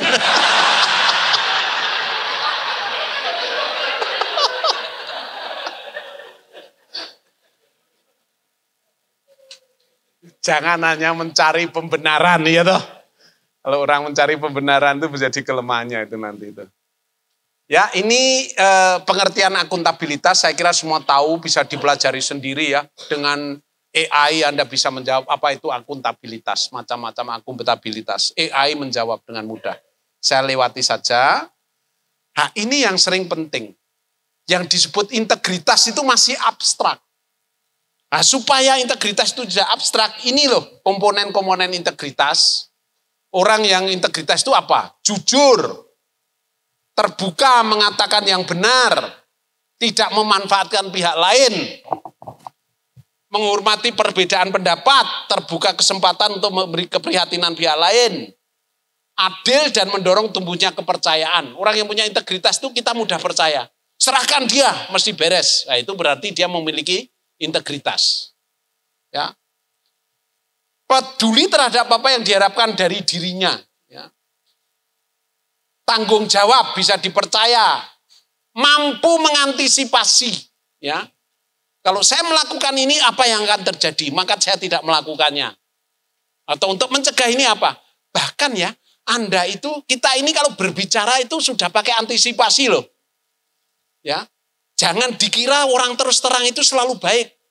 Kadang-kadang terus terang itu juga nggak baik loh, bisa menyakiti loh ya. Iya toh? Masa temannya baru saja cerai di depan teman lain ditanya gimana rasanya dicerai gitu. Itu terus terang tapi menyakiti namanya, ya. Maka antisipasi itu adalah otosensor, ya. Kita berani otosensor di situ. Ya. Tanggung jawab bisa dipercaya, menepati janji, menjaga konfidensialitas. Kalau ahli hukum juga menjaga. dokter juga, perawat itu juga loh. Ya, diikat oleh konfidensialitas loh, tidak boleh menceritakan penyakit pasiennya loh. Tapi sering-sering pada cerita itu. Ya itu tadi ember.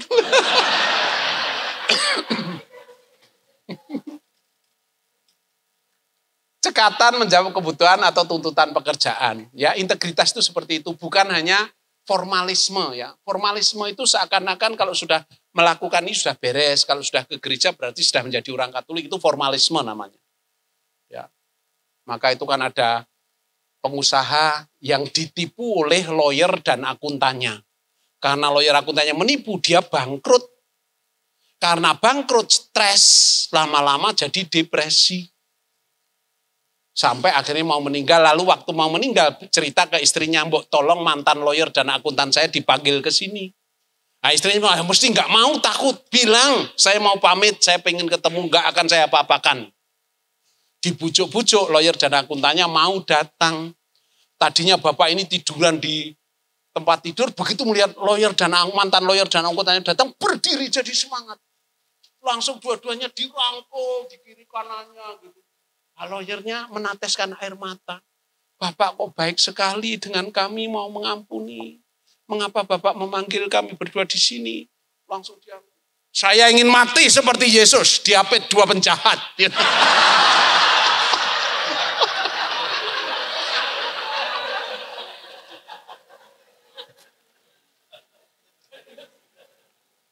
Nah, di sini tidak ada integritas ya.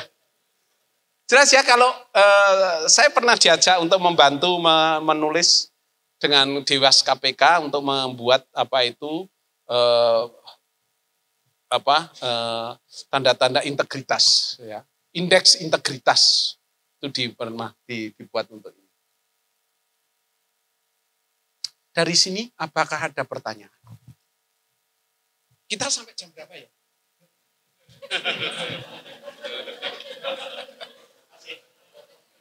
Hah? Masih ya?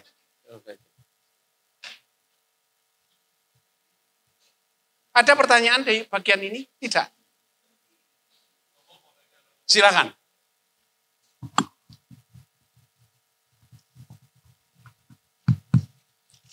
Ini suasana Pilpres sudah selesai. Ya. Begitu hiruk pikuknya mengenai hak angket.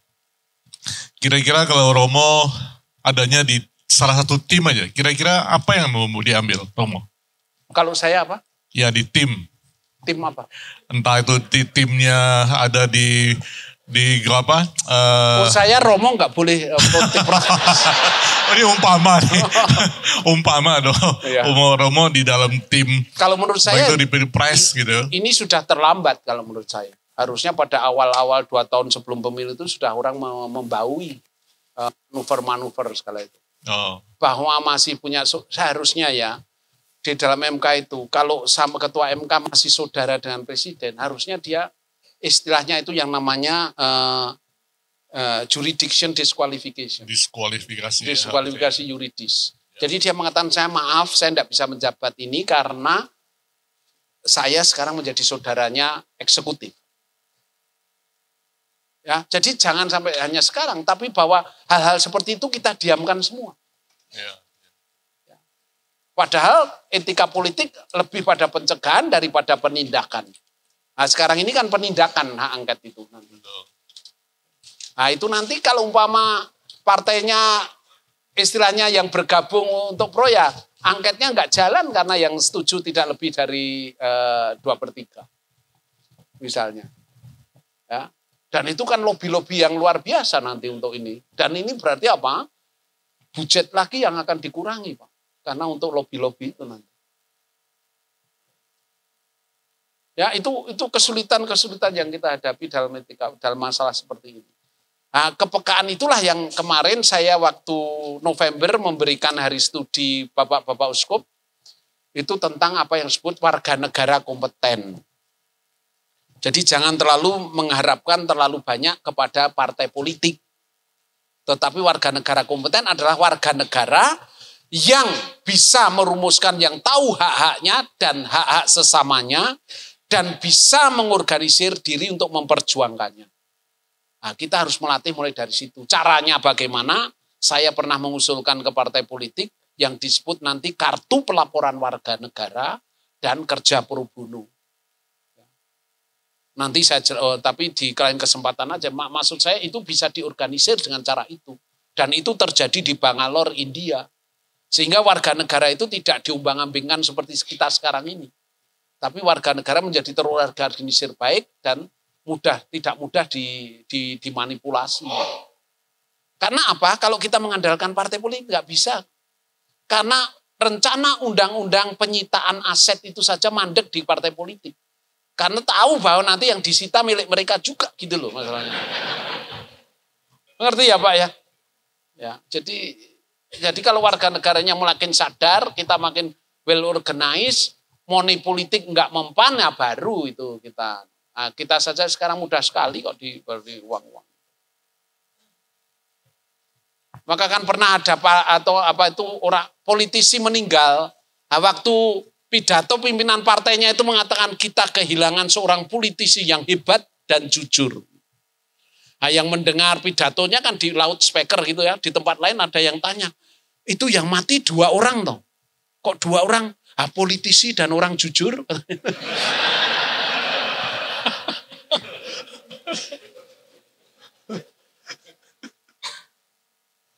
Susah nemukan orang politisi jujur ya Pak. Ya transparansi itu apa saja maksudnya Anda tahu. 8 komponen transparansi. Jadi ini yang bisa diverifikasi. Kalau kita bicara hanya transparansi itu abstrak. Tapi komponennya apa saja? Ada keterbukaan informasi, akuntabilitas. Harusnya kita ini mendapat informasi dari wakil-wakil kita. Tetapi de facto tidak ada yang komunikasi tentang situasi politik kepada konstituen. Harusnya kita punya hak untuk mendapat itu. Ya. Pengungkapan konflik kepentingan, ya. Jadi biasanya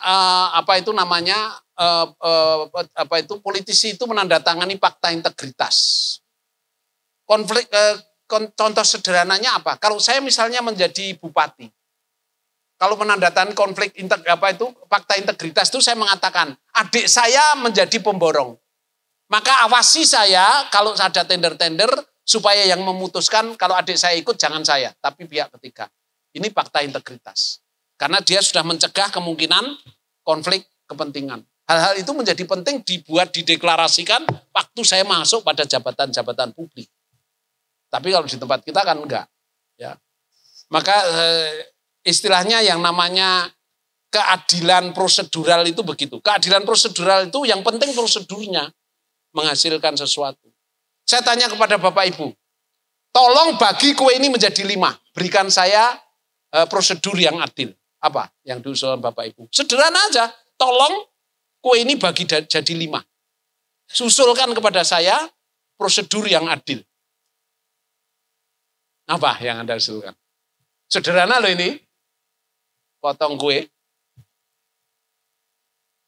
Apa? Usul Anda apa?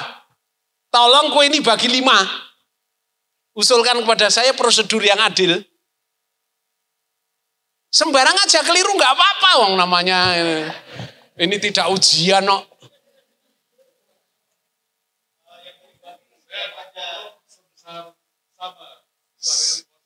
Iya, prosedurnya sama.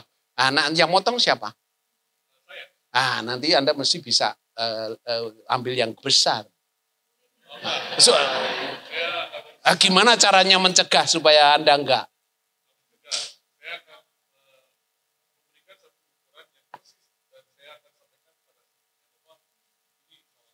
Kalau beda 1 senti gimana?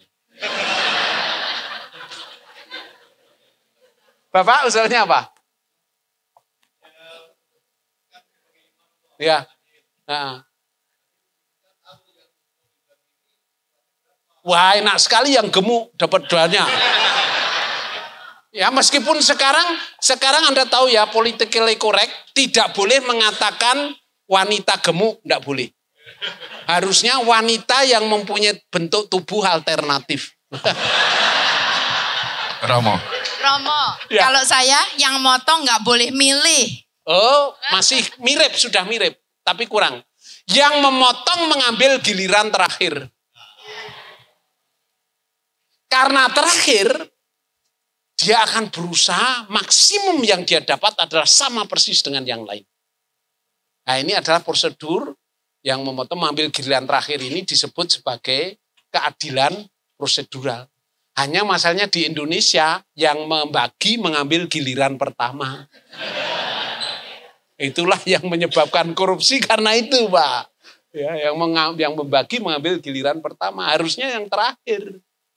Jadi kalau Anda menjadi kepala sekolah ada beasiswa, harusnya bukan dia yang menentukan, karena nanti bisa saudara-saudaranya yang dapat. Ya, jadi harus orang lain.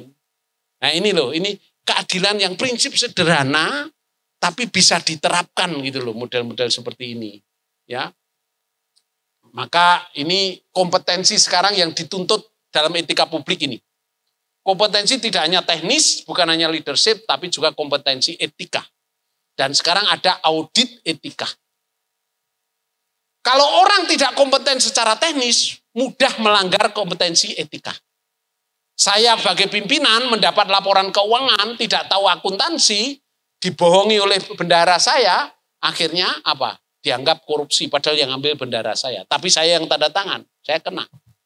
Jadi inkompetensi menyebabkan juga melanggar etika. Jadi kalau tidak punya kompetensi, jangan mudah meskipun menjabat sesuatu, terima jabatan, padahal Anda tidak kompeten dari sisi teknisnya ya. Itu kan seperti ada penganggur, cari pekerjaan di kota nggak dapat, lalu pergi ke desa, melamar di peternakan sapi perah. Nah karena peternaknya butuh langsung diterima, sudah saya terima langsung kerja, diberi kursi, sama ember, sana memerah susu. Sampai 3 jam, sampai 4 jam itu enggak selesai-selesai. Nah, dijemput suruh oleh bosnya, suruh pulang itu. Segera, masa sampai 4 jam belum dapat. Sampai itu kelepotan. Dan susunya dapat sedikit sekali. Nah, bosnya marah, gimana 4 jam cuma dapat sedikit? Maaf Pak, memerah susu sapinya mudah Pak. Yang sulit itu mendudukkan sapi di kursi Pak.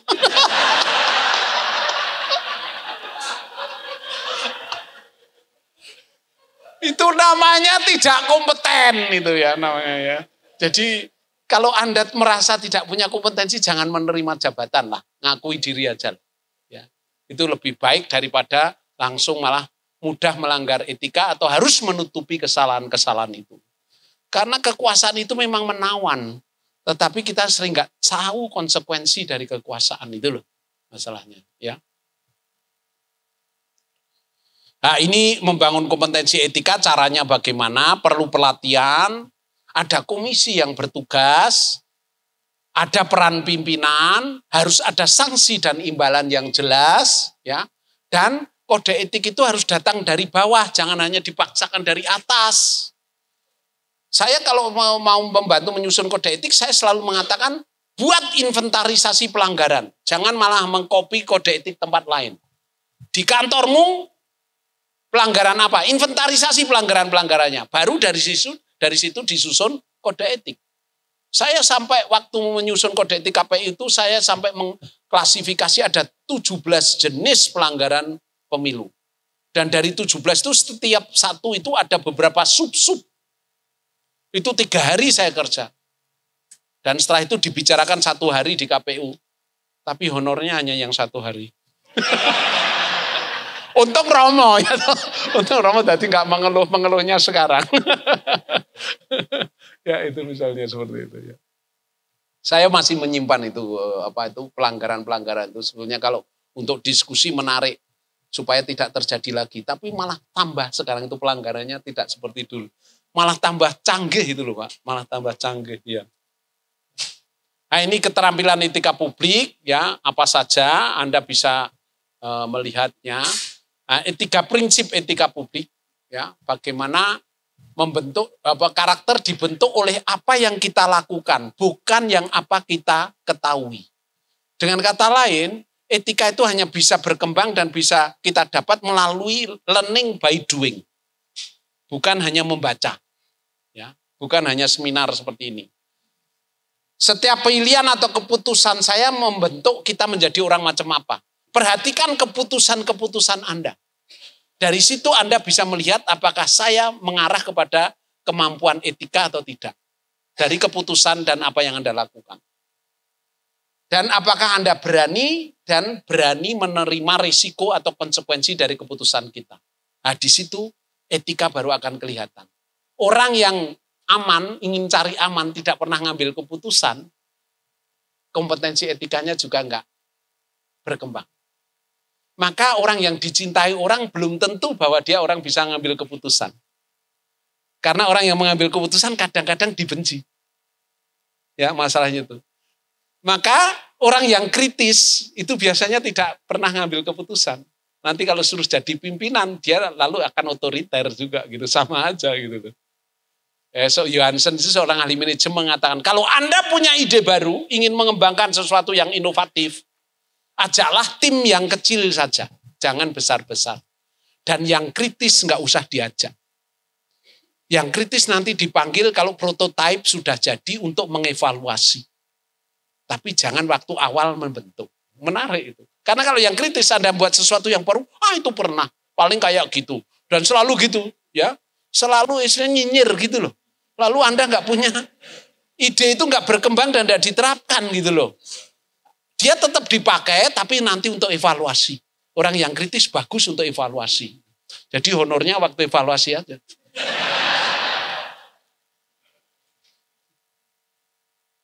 Ini habitus komunitas bagaimana membentuk kecenderungan, ya, dilatih lingkungan yang kondusif dan sebagainya itu. Ya. Maka juga sebetulnya kalau kita punya kecenderungan marah, jangan hanya aku dosa saya marah, saya bertobat, lalu kasih penitensi sudah cukup. Tidak. Kita harus mengenali modalitasnya. Pola-pola marah saya itu kapan? Kalau saya pulang kerja lalu ditanya ini itu, saya marah. Nah, itu kita tahu pola-polanya. Dan perubahannya adalah di pola-pola itu. Jangan lalu hanya saya menyesal tapi tidak tahu apa yang harus diubah gitu loh. Marah itu juga gitu. Itu kan pernah ada Romo Paroki, Prapaskah gini ini marah-marah. Karena apa? Pas jalan salib, umatnya itu yang datang kalau Jumat itu sedikit. Nah, 4 hari menjelang Trihari Suci, ada pengakuan dosa, yang datang juga sedikit. Nah, waktu khotbah Paskah berapi-api tapi marah-marah. Romonya mengatakan apa? Di akhir zaman, umat paroki ini akan binasa. Wah, karena begitu yang duduk di depan ada yang tersenyum. Nah, Romonya semakin tersinggung. Bapak, mengapa tersenyum? Maaf Romo, saya bukan dari paroki sini.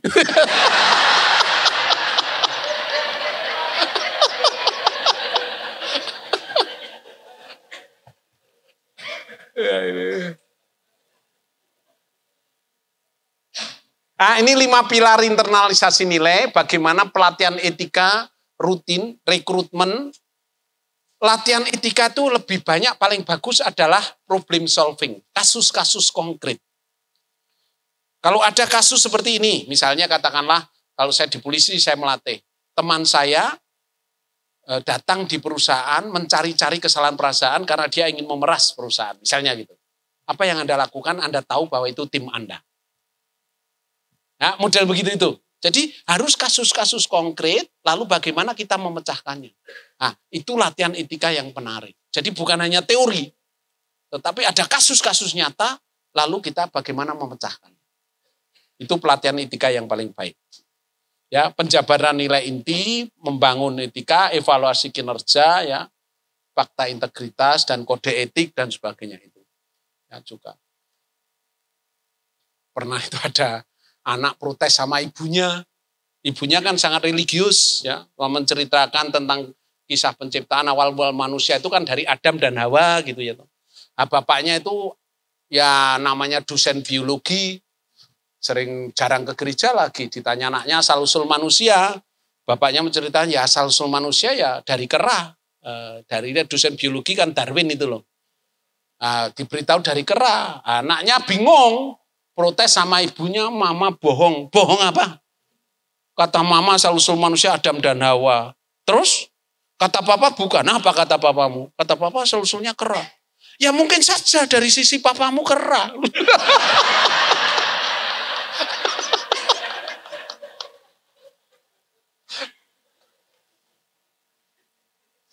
Ini sudah jam 9.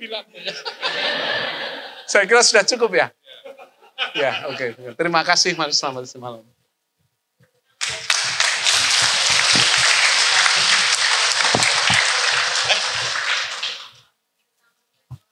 Dua pertanyaan masih mungkin. Ada yang mau tanya? Ya, penutupnya. Dua pertanyaan. Yang belum tanya, ya. Yang jarang tanya ya, Pak Seto nanti. Ya, yang ke sana dulu. Udah. Baik, terima kasih. Selamat malam, Romo. Sini satu. Iya. Saya hanya mau menanyakan sedikit. Ini tentang pelatihan etika. Nah, kebanyakan di tempat publik sekarang itu yang terjadi ya, misalnya di kepolisian atau mungkin di sekolah-sekolah atau di kantor-kantor gitu, ketika seorang melanggar sesuatu, melanggar mungkin etika atau apa di sebuah lembaga tersebut, kebanyakan misalnya penundaan kenaikan pangkat atau kebanyakan seperti itu. Kira-kira menurut Romo, apakah ini karena pengetahuannya para, maksudnya pendiri di situ yang kurang bagus atau bagaimana? Atau memang di Indonesia itu memang cara pembentukan etikanya sudah lumrah seperti itu? Terima kasih, Romo. Jadi biasanya kalau menyusun kode etik, maka biasanya harus mulai dengan inventarisasi pelanggaran. Sedangkan nanti sanksi-sanksinya itu dibicarakan bersama. Kalau etika, sanksi pertama-tama adalah pendidikan. Jadi untuk pemulihan, untuk pendampingan, baru kemudian penindakan. Penindakan itu langkah terakhir. Tapi pencegahan ada lebih. Banyak yang membuat, yang penyusun kode etik kebanyakan orang hukum. Nah kalau orang hukum, lalu fokusnya pada penindakan, langsung sanksi. Tapi tidak ada peringatan, tidak ada pendampingan, tidak ada pencegahan, itu agak lemah di bagian itu. Itu masalahnya, pembiasaan itu. Saya mengalami beberapa kali, kalau rapat, kebanyakan yang menyusun kode etik itu orang hukum. Nah, kalau hukum, kecenderungannya ke penindakan. Saya tidak menyangkal bahwa diperlukan sanksi itu. Tetapi sebelum itu apa yang dilakukan? Apakah ada pelatihan? Apakah ada peringatan? Apakah ada yang disebut dalam jabatan-jabatan tertentu juga ada job description yang menjelaskan apakah ada fakta integritas yang mencegah seperti itu. Jadi bentuk-bentuk itu yang belum. Apakah di situ ada mekanisme whistleblower, ya, peniup peluit, ya, itu ada enggak? Kalau seperti itu, peniup peluit itu yang sebetulnya pengawasan melekat itu adalah peniup peluit salah satunya. Karena orang akan takut melakukan karena dia tahu di sebelah saya ini jangan-jangan yang akan melaporkan. Tetapi peniup peluit itu harus dapat imbalan. Karena nggak ada whistleblower yang sukarela, karena adanya celaka whistleblower. Maka tirulah taksi Bluebird. Di Bluebird itu ya, kalau ada sopir taksi ketuaan merokok di mobilnya, meskipun jendela dibuka, nanti dilaporkan oleh temannya, yang merokok itu akan didenda 300.000 waktu itu ya. Sekarang saya nggak tahu. Dan yang melaporkan mendapatkan 300.000 dan dilindungi oleh hukum yang melaporkan. Jadi hal-hal seperti itu harus detail waktu membuat kode etik. Sanksi-sanksi ada tahapannya juga. Gitu ya Pak? Enggak. Ya Pak. Ini sebetulnya berkaitan yang Romo sampaikan tadi, yang ada 200 orang tadi yang 199 merasa tidak. Ya, dia apakah dia itu dari satu ya, dari 200 tadi Romo? Dia termasuk itu yang bisa. Dia kritis. Hanya kadang-kadang yang bagian yang berlebihan itu yang saya agak tidak setuju. Logikanya yang dia katakan itu logis, tapi begitu dia mengatakan logis tapi malah menghujat.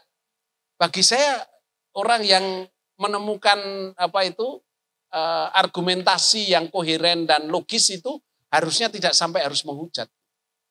Kalau kita menghujat itu sudah kehabisan kata, kalau menurut saya itu loh Pak. Kalau saya itu modelnya begini loh. Semakin hari semakin menemukan sesuatu cara untuk mengatasi dengan bukan kekerasan, tapi dengan cara juga tidak balas dendam. semakin seni hidup itu ditemukan. Kalau saya begitu. Jadi seni hidup itu adalah saya tidak meninggalkan jejak kekerasan. Dan saya tidak membuat orang lain sakit hati. Tetapi efektif mengena. Maka kalau Anda nanti membaca bukunya Viktor Frankl tentang Searching Meaning of Life, jadi mencari makna hidup, itu lalu semua seni kita yang kita lakukan, kita evaluasi diri. Apakah ini membuat saya lebih berkualitas dalam hidup gitu loh. Itu kan pernah ya Pak, ada cowok itu pacaran sampai 5 kali itu putus terus. Nah, ditanya kenapa putus? Nah, ibu saya nggak pernah setuju. Nah, gampang toh, gampang gimana? Cari cewek yang mirip ibumu. Nah, itu juga sudah. Nah, kenapa? Bapak yang nggak mau. Oke, tepuk tangan untuk Romo Haryatmoko. Terima kasih Romo. Keren Bapak Ibu. Puas hari ini ya. Puas. Saya ambil alih sebentar ya. Terima kasih Romo Haryatmoko SY itu adalah tadi ceritanya banyak ke kepolisian, banyak ke KPK, banyak ke mana lagi tadi? UIN ya kan ya. Tapi nggak pernah ke paroki. Gitu ya. Tanya Romo, nggak tahu ini Romo Moko itu memang.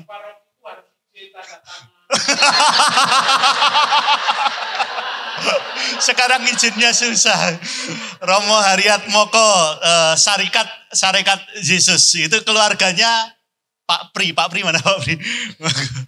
Karena beliaulah kemudian Romo Moko ini bisa kita undang ke paroki ini. Terima kasih ya. Ya perjuangan cukup berdarah-darah. Moga-moga nanti, ini Romo Bapak Ibu ya. Ini Romo beneran gitu ya. Ini Romo beneran. Ya semoga nanti di antara kita akan wayang wahyu ya. Tolong diisi agak banyak. Gak rugi lah ngisi. Gak rugi juga nanti kita mengikuti acara penyegaran iman Katolik. Dan hari ini cukup berterima kasih karena memang Romo Moko jarang di paroki. Yang kedua, yang memakai Romo Moko itu malah justru orang-orang di luar gereja Katolik. Makanya sayang sekali dan itulah sebabnya Bu Dita saya mohon izin saya tetap mengundang beliau apapun resikonya gitu kan ya. Dan karena itulah semoga berkenan untuk menumbuhkan iman kita semua, terutama tema kita iman yang terlibat. Terima kasih, selamat malam dan saya kembalikan ke MC dulu MC. Terima kasih Mas Herulono. Dan terima kasih juga kepada Romo. Benar-benar pada malam hari ini Romo, semua peserta tidak ada yang ngantuk Mo. So dulu Mo. Yes, ya elah. Benar-benar Romo kita ini jadi pesertanya tidak ada yang ngantuk. Dan apa yang disampaikan Romo tadi benar-benar bisa kita sosialisasikan di masyarakat. Sangat-sangat bagus sekali. Nah, kita akan bertemu lagi nanti tanggal 26 April bersama Romo Suyadi. Nah, kalau Romo Suyadi jarang ketawa, tapi teksek kalau ngomong. Nah, itu Romo Suyadi. Lain sama Romo kita ini selalu humor dari pertama sampai akhir tertawa semuanya. Sehingga yang bertanya juga tidak takut. Tapi kalau Romo Suyadi hati-hati kalau bertanya nanti. Teksek SK putus gitu aja. Baik Bapak Ibu, acara berikutnya yaitu ada pengumuman dari Ibu Ana. Kepada Ibu Ana kami persilakan. Romo Haryatmoko sekali lagi terima kasih banyak. Hari ini saya dan pasti teman-teman yang lain belajar banyak sekali dari Romo Moko. Terima kasih sekali lagi. Lalu pengumuman sesi 3 pikat diadakan Jumat tanggal 26 April. Jadi masih agak lama tapi jangan lupa save the date ya. Lalu pengumuman tentang donasi wayang, bahwa ada kotak di situ. Bapak Ibu boleh menyampaikan donasinya. Dari sesi pertama yang lalu sudah terkumpul 2.519.000. Terima kasih banyak untuk partisipasi donasinya. Dan sekali lagi juga ada pengumuman donasi konsumsi waktu sesi pertama dari peserta pikat. Terima kasih Ibu, saya kira Ibunya hadir di sini. Sekian, saya kembalikan ke Pak Heru. Dan diingat ya Romo, yang legal belum tentu moral ya Romo. Iya, sebenarnya saya mau minta supaya ada refleksi untuk kita semua, nggak apa-apa.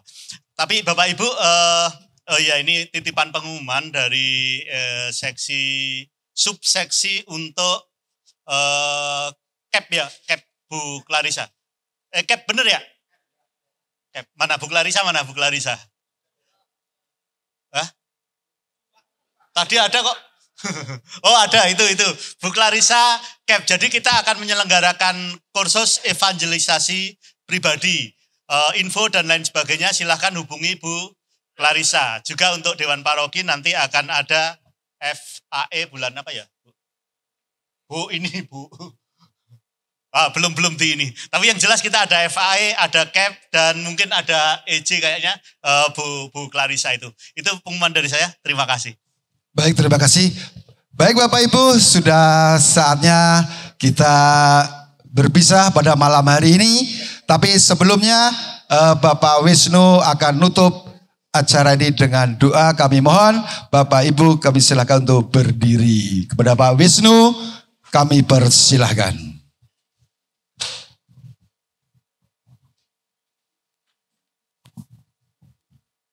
Bapak Ibu, mari kita tutup pertemuan pikat kedua ini dengan doa, nanti berkat oleh Romo Moko. Dalam nama Bapa dan Putra dan Roh Kudus, amin. Terima kasih Tuhan atas malam ini, di mana kami dari awal hingga akhir bisa menyelesaikan sesi ini melalui Romo Hariat Moko yang Kau anugerahi kecakapan dan juga ilmu yang bisa kita terima melalui pengajarannya pada malam hari ini. Kiranya Engkau memberkati karya-karya Romo Moko dan juga kesehariannya.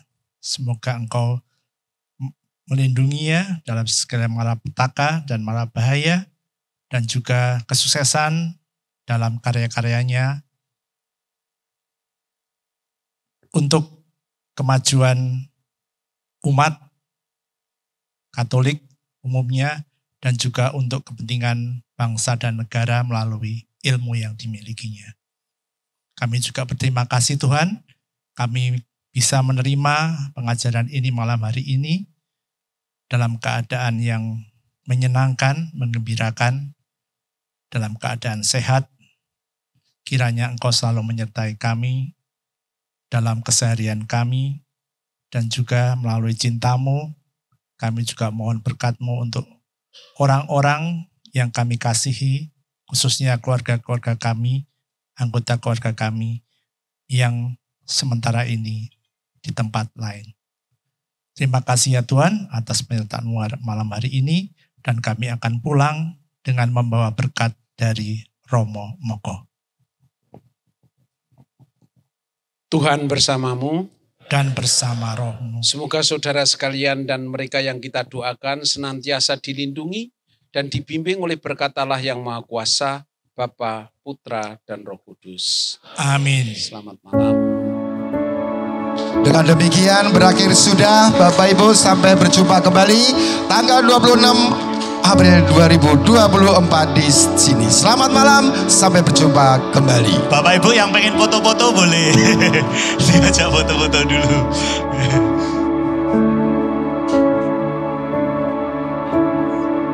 Hah?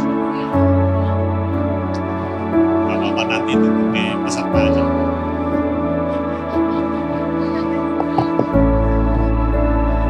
Tes. Mungkin kita tadi masuk ruangannya bersih. Kalau kita meninggalkan ruangan juga mungkin ada sampah dan sebagainya. Tolong juga dibawa ya. Kita biasakan